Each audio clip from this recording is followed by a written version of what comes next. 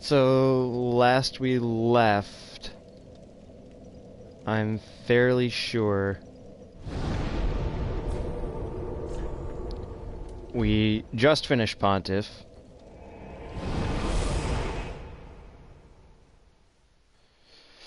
So, we're gonna get some, go back to Firelink and get some work going.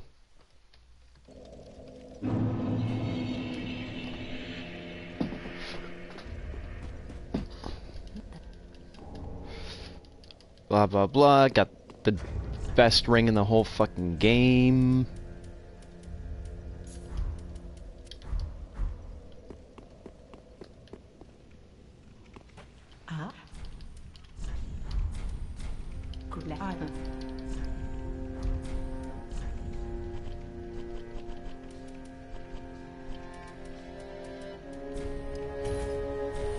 Hello, viewer.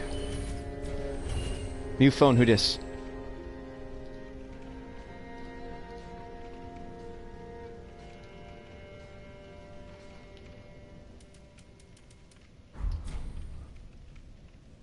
Ashen one.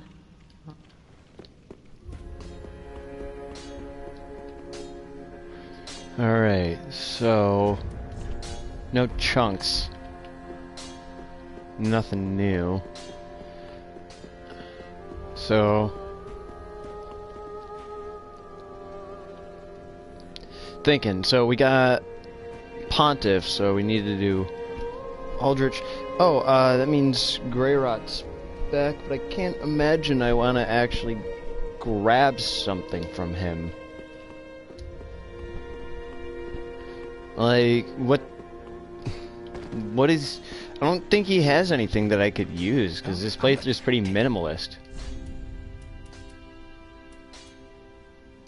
Not gonna use those. The only leggings that I really want to go for are the Faram leggings, so... yeah, I don't know. Goodbye.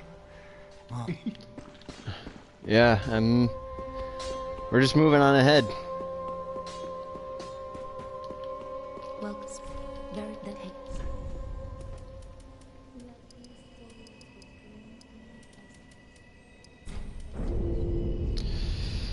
Alright, so 20 more levels and we will cap out on strength and dex. Farewell, Ashen One.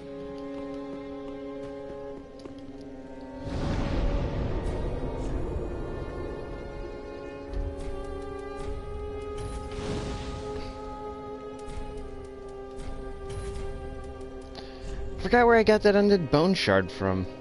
If anywhere. Huh. Strange. Either way. Going to... we're gonna go to the Church of Yorska. We're actually gonna go to Irithyll, or not Irithyll. We're gonna go to the profaned capital first. Because I would like to get more chunks, and there's a lot more chunks in the profaned capital. Well, there's a few. I don't think you really start getting good amount of chunks until High Wall, or Lothric Castle, that is.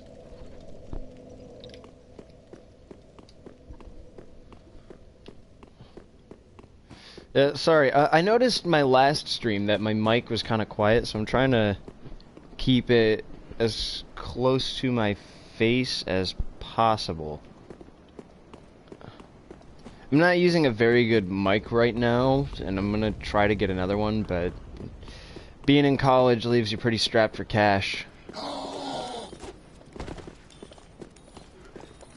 What am I doing? God. See, this is the problem, is I'm distracted right now, so I don't even know where I'm going. Yeah, just give me a little bit of time. I'll get this. I really shouldn't be fiddling around with my mic so much, but I'm just like... this thing's gonna drive me crazy. Hang on.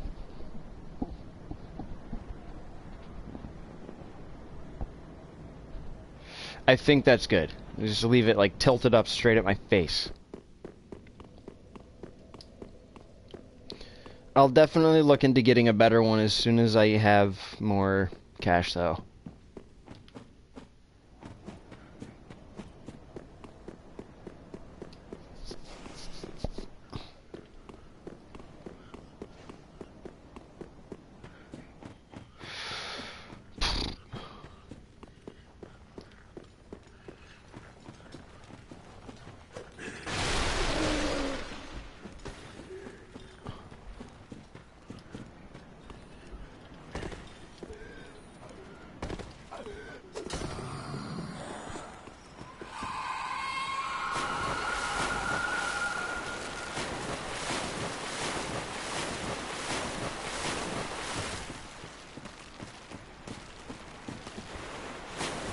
I never actually noticed that you can see the high wall from here.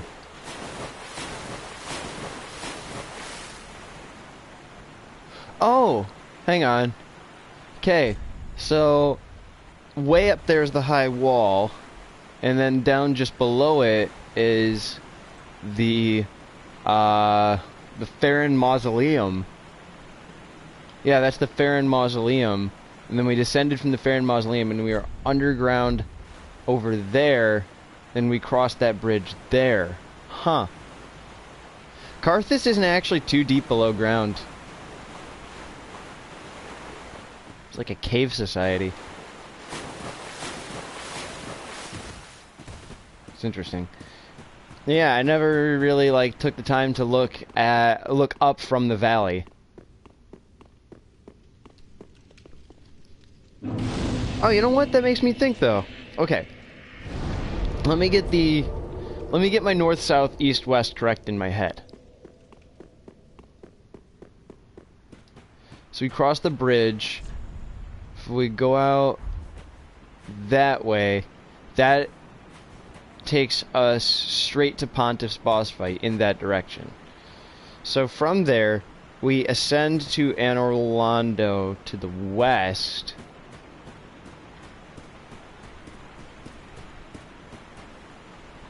Up there, which means that Lothric is actually not built on Lordran, because Lordran would be in that direction. Huh. That's something. That's interesting.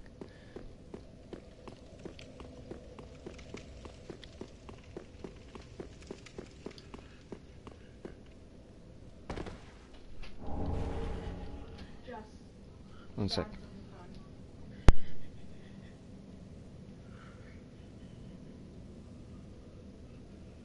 Give me one moment.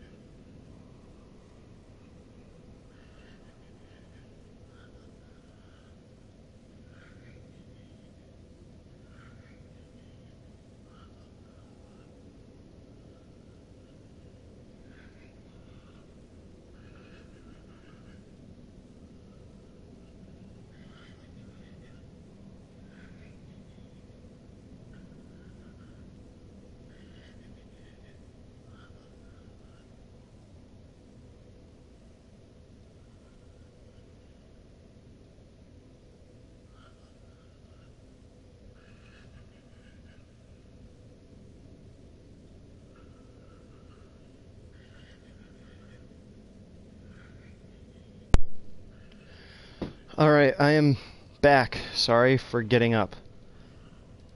Just let me get resituated here.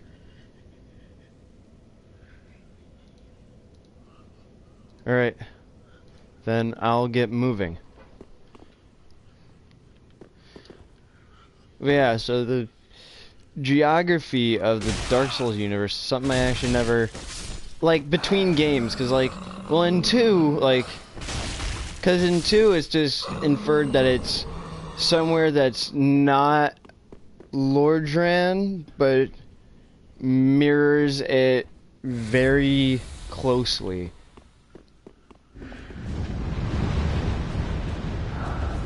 But, like, Lothric is also not Lordran.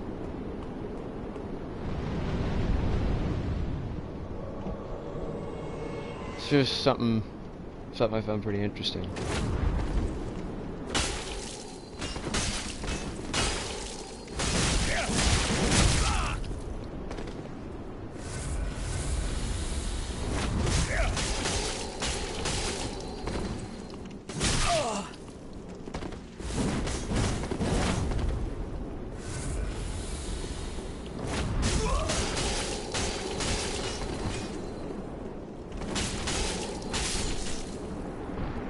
Easy peasy. Let's go.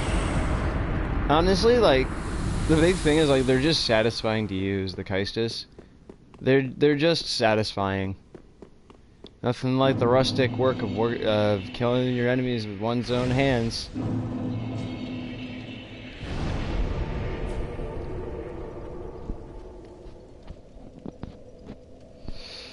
Alright, so... If I remember correctly, everything on the left side can be grabbed. But everything on the right side, you need the jailer's keyring for. Yep, alright.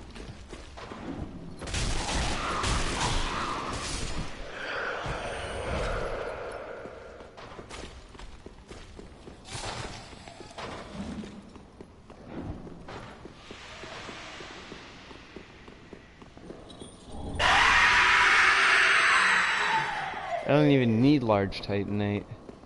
I just kind of forgot what was over there. So the secret is to not let them look at you for too long, because you only start losing your maximum health for as long as they make eye contact.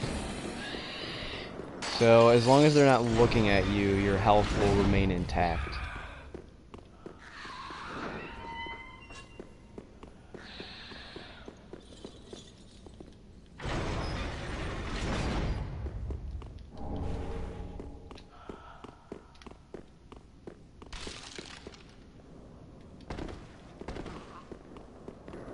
We don't need this titanite scale.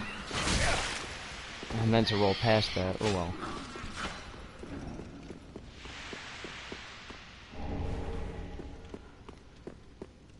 You know, Dark Souls 3 is actually my least favorite entry in the series, but one thing I can give it credit for is doing a really good job of putting things in the skyboxes.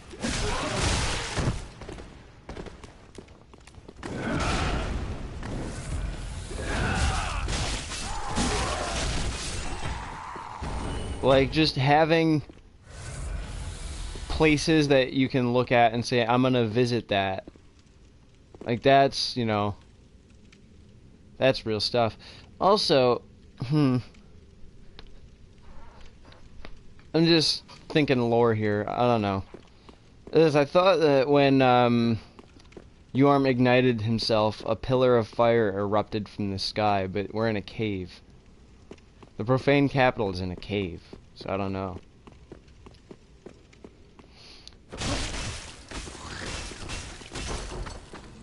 Also, don't you find it a bit...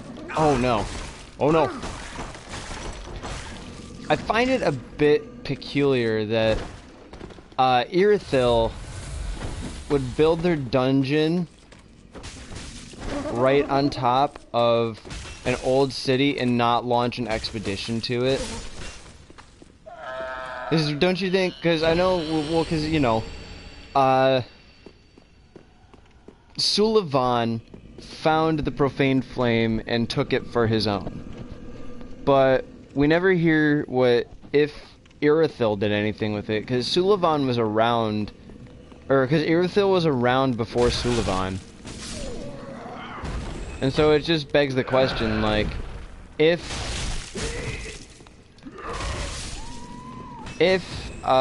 Sullivan found the profane flame before Irithyll did, why didn't Irithyll find it? Don't you think if they built their dungeon over the profane capital, wouldn't they have mounted some expeditions to this, you know, vast cave city? It just struck me as something that was always slightly incongruous about the story.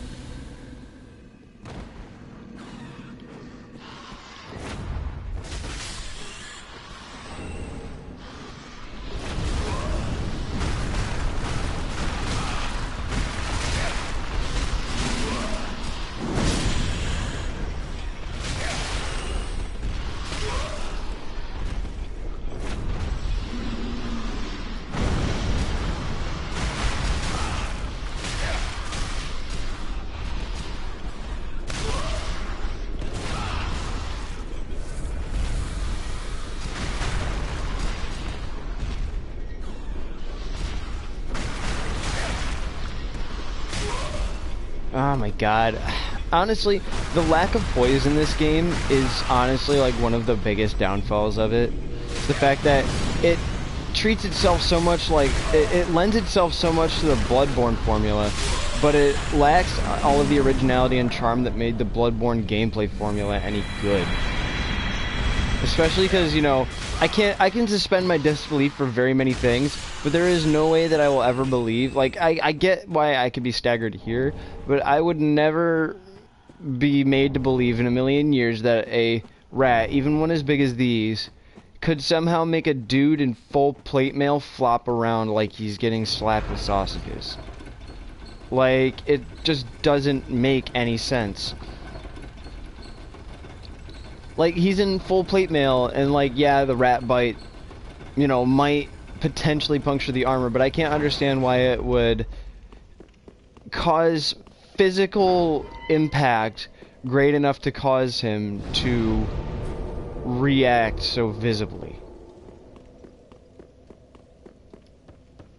And that's something that's always bothered me about Dark Souls 3, is that it lacks the mechanical strength of 1 and 2, at least as far as armor and defensive playability goes.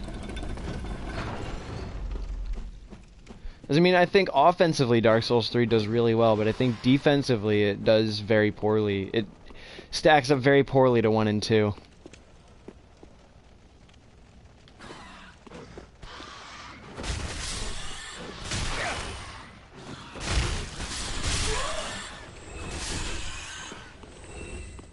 There's another mimic here. There are 3 mimics just in the Irithyll dungeon.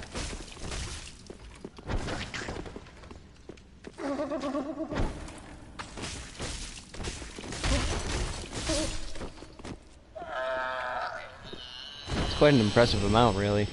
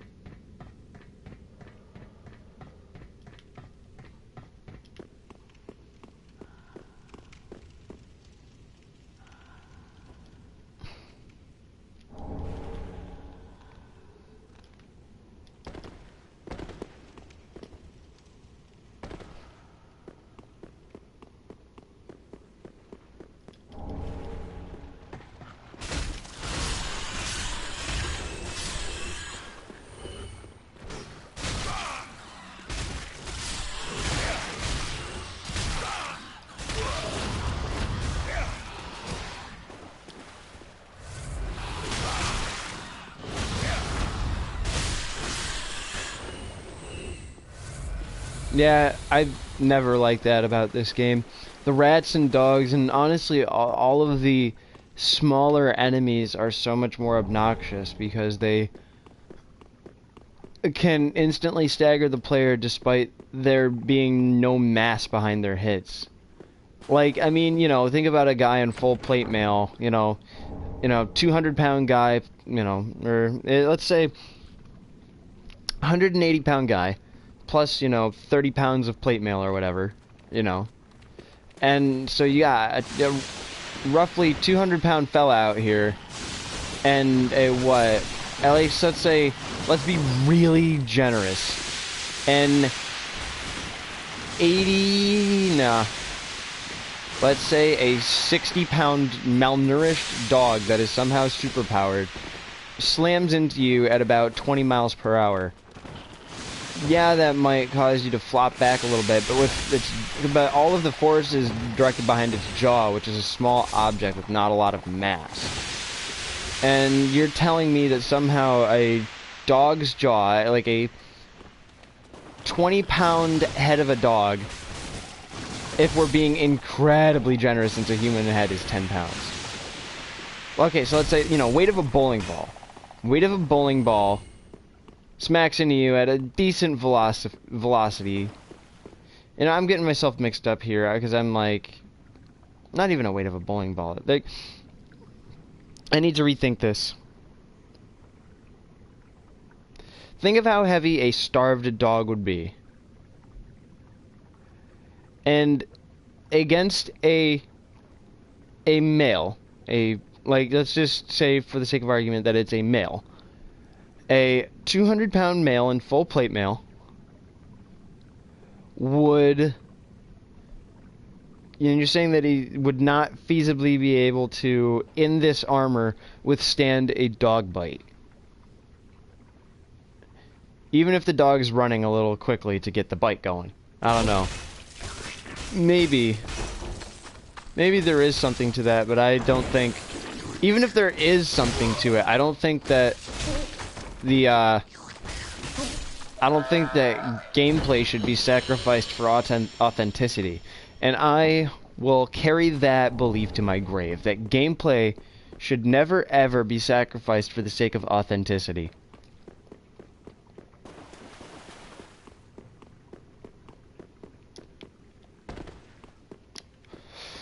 Because ultimately a game is supposed to be if not necessarily fun, it's supposed to be engaging. And by saying that the player has less saying that the player is less allowed to engage the game so the player can feel more immersed is rarely a valid excuse, I'd say.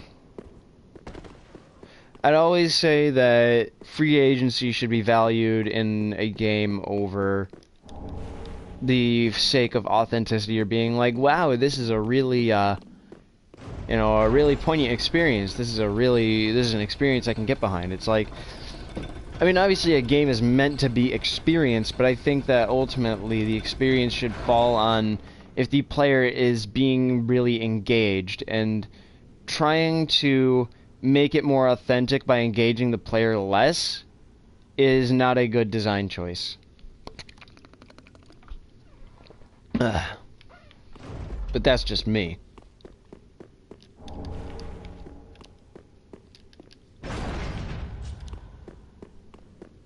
And I think my reasoning is a lot of the reasoning behind why people didn't like Metal Gear Solid 4, because Metal Gear Solid was always a really cutscene heavy series, but in 4 it was basically a movie, and there were a lot of action scenes that played out that the player had very little involvement in.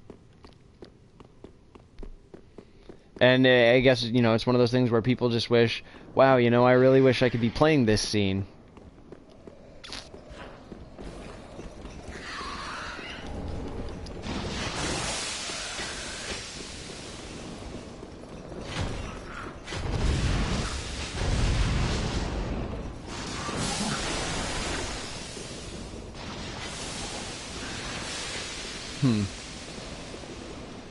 And here's Mimic number 3.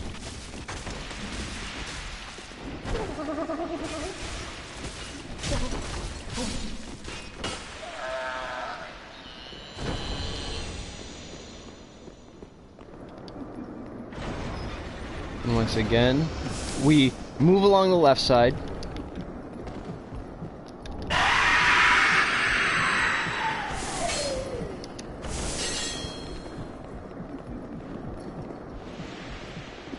That's too close. Jeez.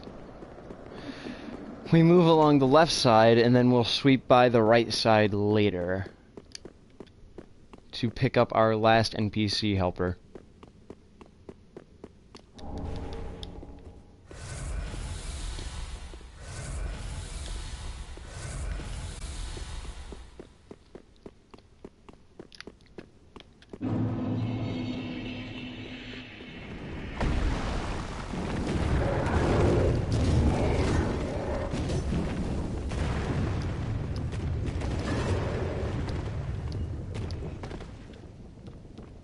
Alright, very good.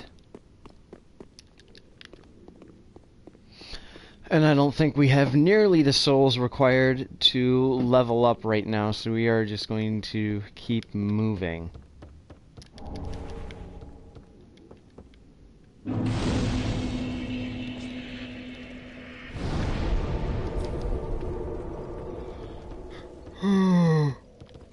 Oh jeez, it's a very mellow day, this New Year's Day. Very sleepy day.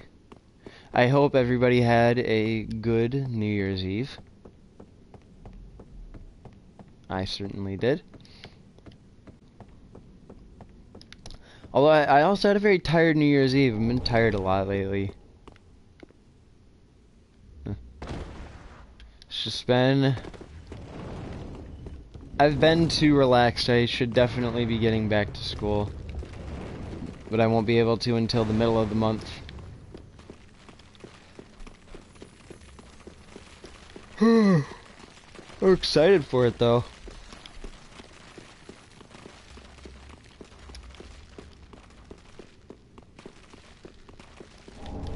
Definitely enjoying my educational experience, and I'm hoping that anybody else who sees this or is viewing this in college, also who is in college, also is enjoying their educational experiences. It's important that you enjoy what you do, because your experience in school with your desired field is basically a foreshadowing of how you're going to feel about it when you're actually in the profession. So if you're not enjoying your education for your desired profession, you're probably not going to enjoy your desired profession very much.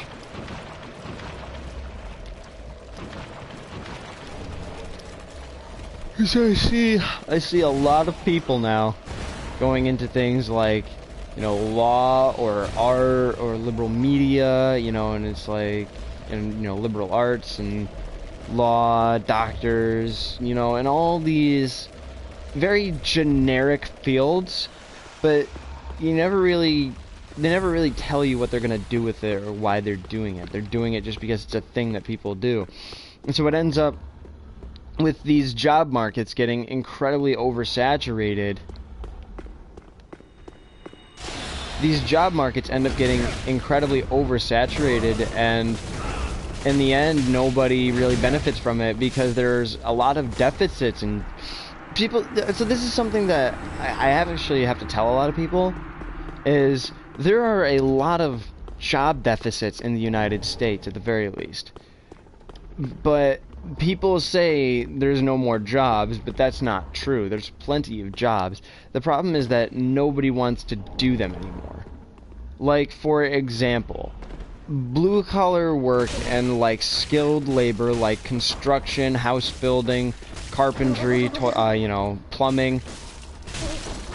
These are very skilled labor jobs, and they pay very well, but because we have a stigma, we have a very bad stigma here in the United States against skilled labor, because, you know, we have the OCM BOCES and all these things, you know, and the kids that go to BOCES and the kids that go to these skilled labor schools are generally seen as the dum-dums because they don't get very good grades in traditional classroom settings all the time. But, you know, there's the classic Einstein phrase, if you judge a fish by its ability to climb a tree, it'll live its life thinking it's stupid. Well, I think the same thing is true for, you know, the kids that learn skilled labor who aren't very good in traditional classroom settings, is because they are meant to do these hands-on experiences and learn these very practical jobs that other people might not want to do. You know, like, you know, you look at like kids that go to BOCES to learn plumbing or carpentry. Nobody else likes to do those, and we have a serious deficit of those jobs here in the United States, but we discourage so many kids from doing them because we have the stigma of seeing it as labor for stupid people, even though the opposite is true, and it actually takes a good degree of skill to learn this job.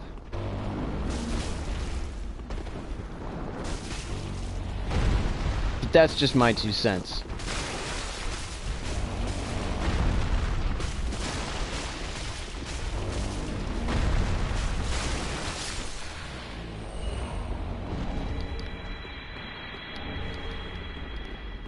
I just think that we need to encourage job diversity in the United States, because we always encourage kids, and you know, and I noticed this is a huge thing too, where like a lot of college kids now are encouraging diversity in not always the right places.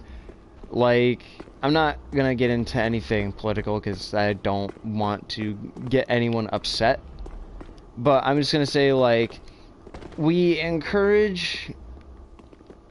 we encourage diversity, we need to encourage a diversity of experiences. We need people from all different walks of life, who've come from all different jobs, doing all different things to make a working piece. And that's, you know, the real spirit is problem solving happens when you have people who've met when you have very different people who've met very different problems in their lives. Ah, you are a saint. Once again, you are my valiant savior. I, Siegfried of Katarina, express my deepest gratitude. Take this, a token of my thanks. Go on. It's all yours. Ah, no, please.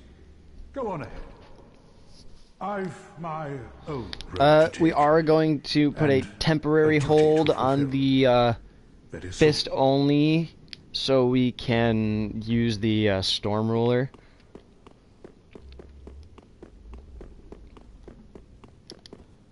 So something I like about Siegfried as a character, as opposed to Siegmeyer from the first game, is Siegfried is not... he doesn't possess the sin of pride. Like, yeah, he's a proud knight, but he's accepting of your help, which I like about him. Is that when you save him, he doesn't feel defeated or crushed, or he doesn't feel like he did anything wrong. He's very reasonable, and he's like, well, you know, I've gotten myself into a real jam, and, you know, somebody got me out of it, and I really appreciate that.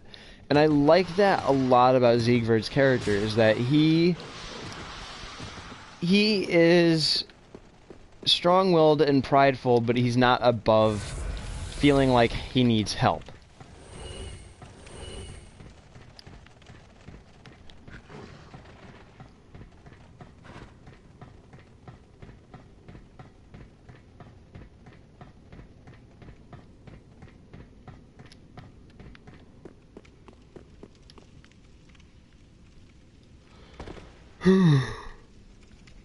Oh, jeez.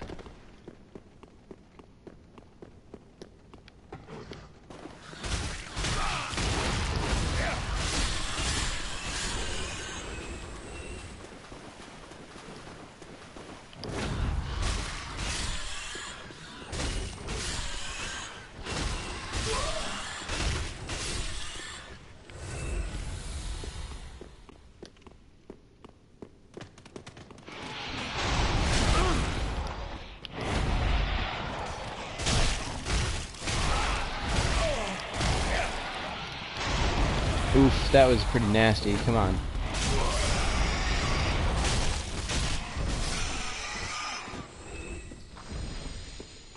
That was annoying.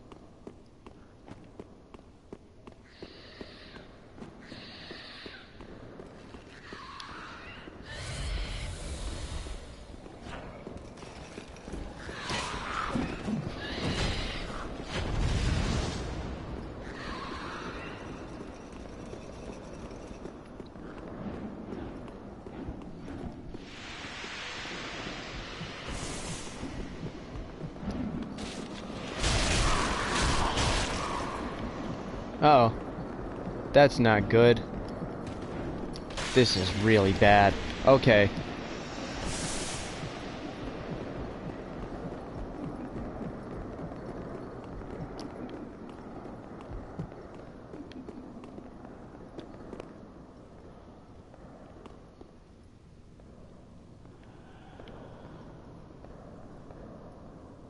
I didn't even kill him in two multi-hits. Should've gone for 3.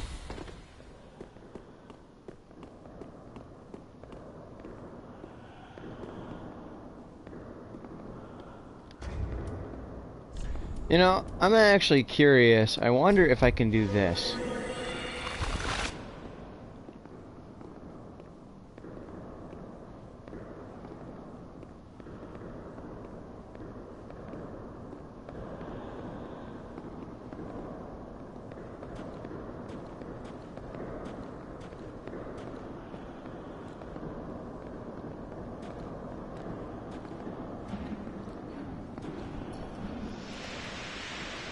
I don't think it's working.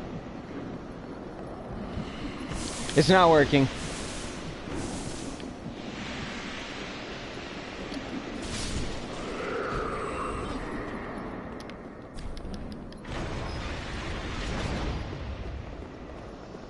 Oh, good. Hmm? Oh, you're not one of them, are you? Accept my apologies for mistaking you for one of those leeches. So, what business have you here? This is a land of monstrosities, and I am no exception. You're here to save me, but I'm guilty. A wretched child of the abyss. Is that something you can forgive? Oh, really? You are no ordinary man. Very well. Besides, I've grown tired of imprisonment. I am Carla, and I accept your proposal.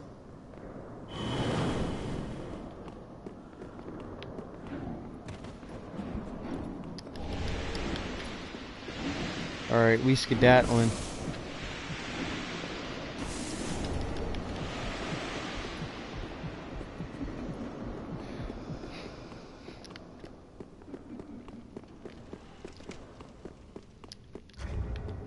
Skedaddling succeeded. Alright.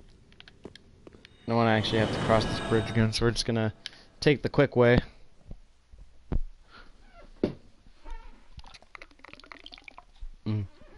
Homeward bones are an absolute godsend in this game.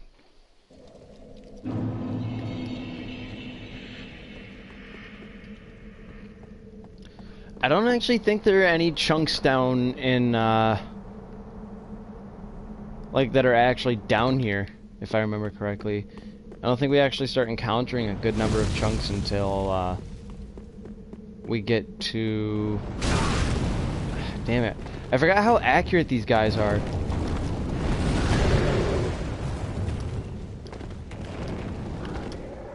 I remember you used to be able to just run across the bridge. Now you actually have to roll through their the fireballs. I think they improved their accuracy. I'm not sure. Yeah, I don't remember there being any chunks down here though. Or maybe. Let's have a quick look over here.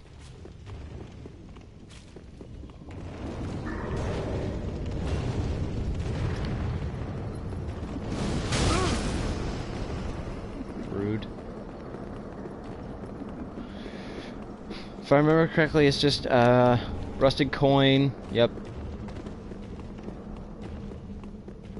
And an ember over here.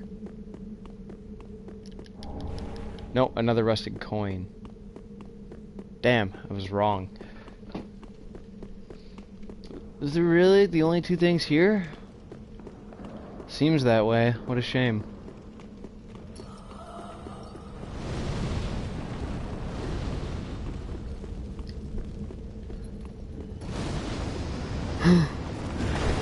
Oh my god, I actually outran that. That's something else.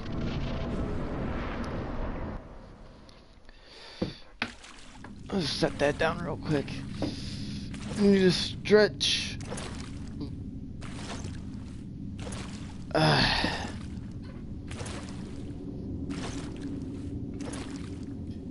Yorm, old friend. I, Siegfried of the Knights of Katarina, have come to uphold my promise.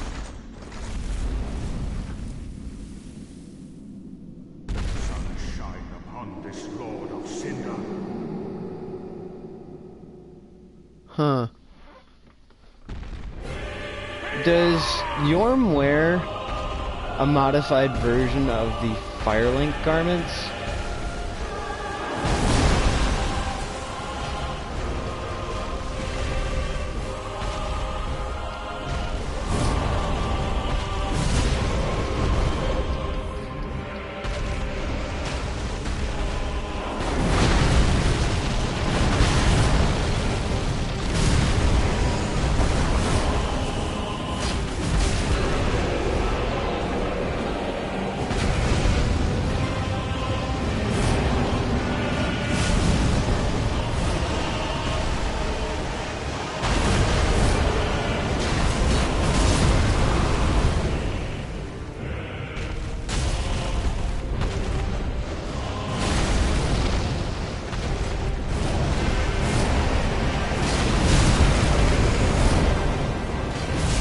This is such a disappointing fight for how, like, cause, like, as I remember, while we were, like, waiting for the Dark Souls 3 release, like, in all the promotionals and stuff, Yorm was, like, the flagship of Dark Souls 3. And then we actually get to his boss fight, and he's, like, such a major disappointment. Because this is all there is, it's just, like, you and Siegfried just pop him off, and it's like, that's it.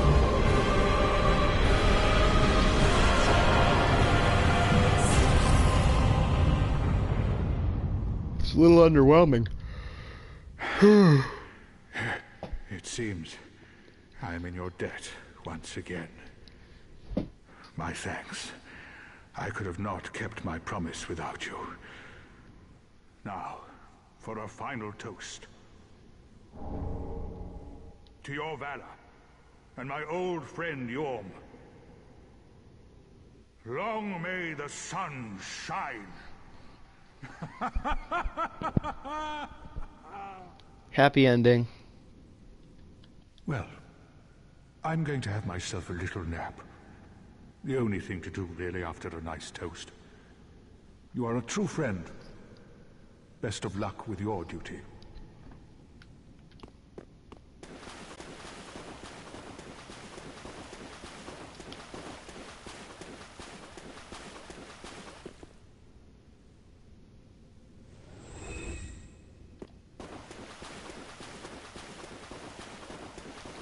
And then he dies, but it's okay because it's a happy ending because he died and he felt good about himself.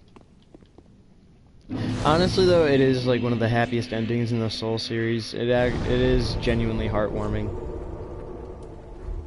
At least I think so.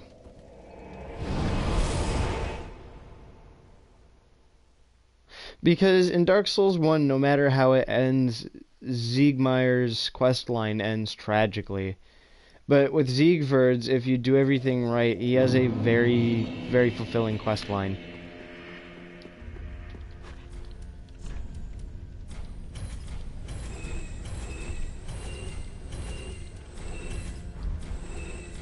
Gracious, either. Alright, and then we, why are we buying shit? Let me look at this real quick, see if there's anything, like, because I'm still thinking of a good pair of gloves that could look like Kenshiro's, but I can't really think of anything.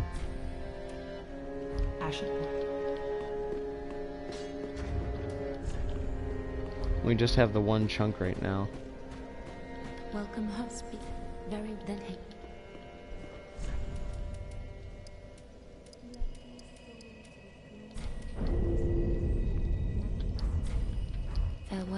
Chosen one, may the flames guide thee. So we're just gonna level up with her, and then we're gonna go back to the dungeon real quick. I know I have an Estus shard, by the way. I'm just trying to get everything set straight. So we're gonna go back to the dungeon real quick. We're gonna grab the prison chief's ashes, and then we'll move on to Anor Londo. Big drink.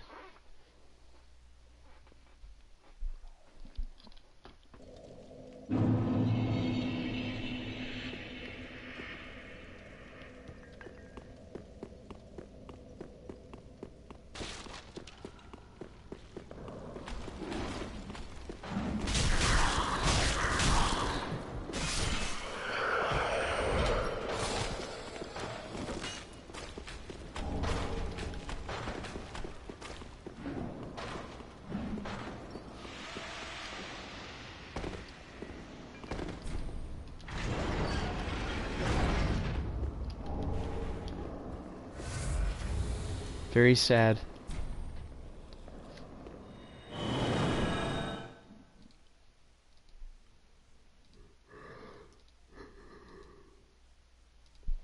It's a very slow day today.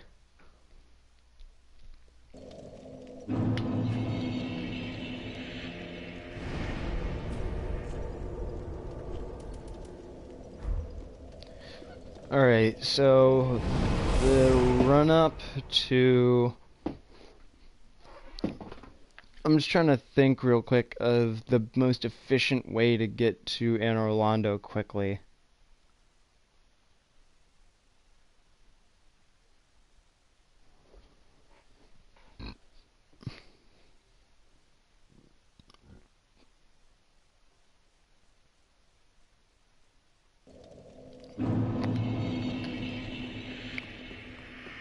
Well, I don't need the Twinkling Titanite. I do know that. I don't need those Twinkling Titanite pieces from these crystal lizards down here.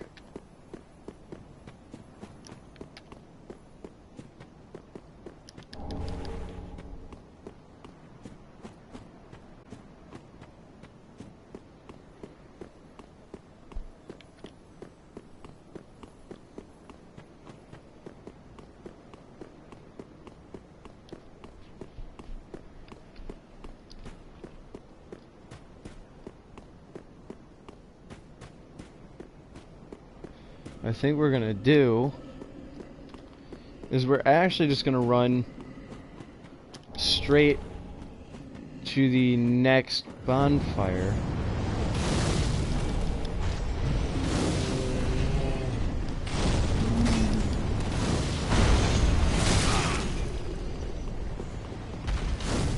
No. Run inside here.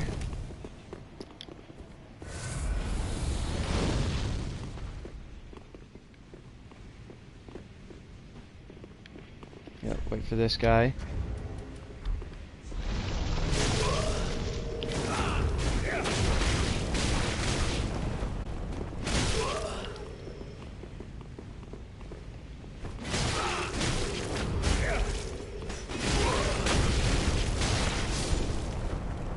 Beat him up.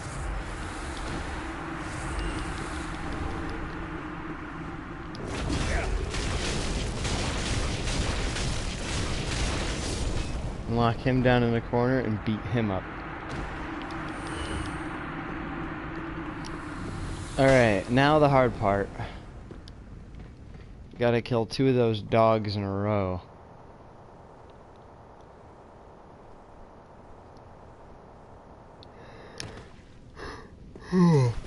Man, maybe I should take a nap later. Jeez.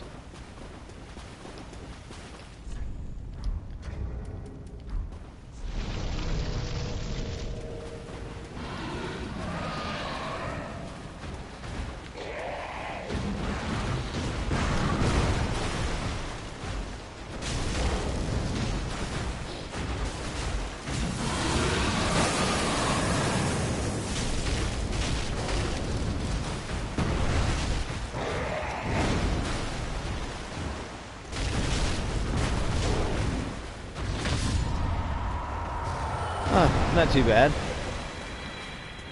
It's got one more. Square up.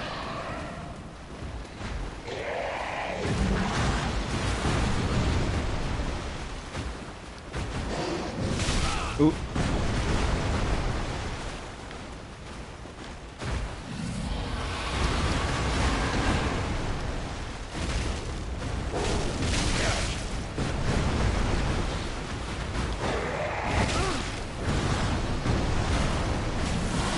Alright, now's a good opportunity to get a drink of Estus.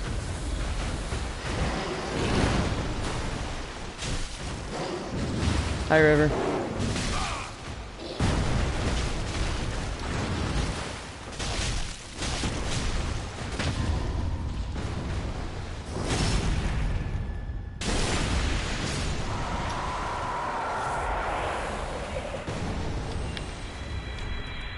We're gonna put that on over the silver cat ring.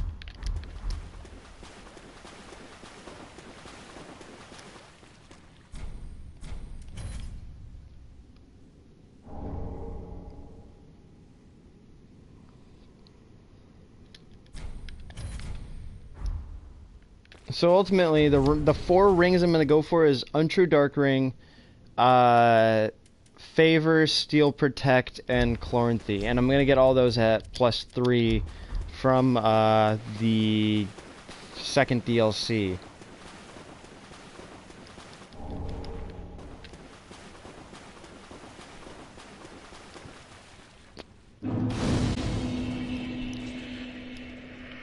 I'm not sure if it's obvious, but I'm wearing no helmet and master's attire, so even though I'm gonna keep my health pretty high, my physical defense overall will be pretty low. So I'll use the Steel Protect as a crutch to raise my physical defense.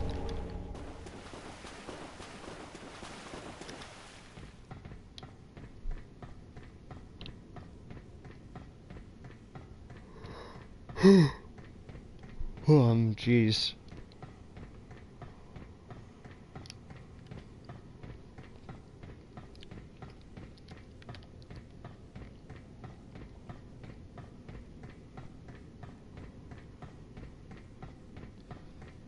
Something snake eater joke. I'm also really hungry. I haven't eaten lunch yet, and it's 3:09 now, Eastern time. I don't want to halt my progress just yet. I don't know if my family's going to be doing anything for lunch. I don't think they will be. I think I'm just going to have to grab something on my own.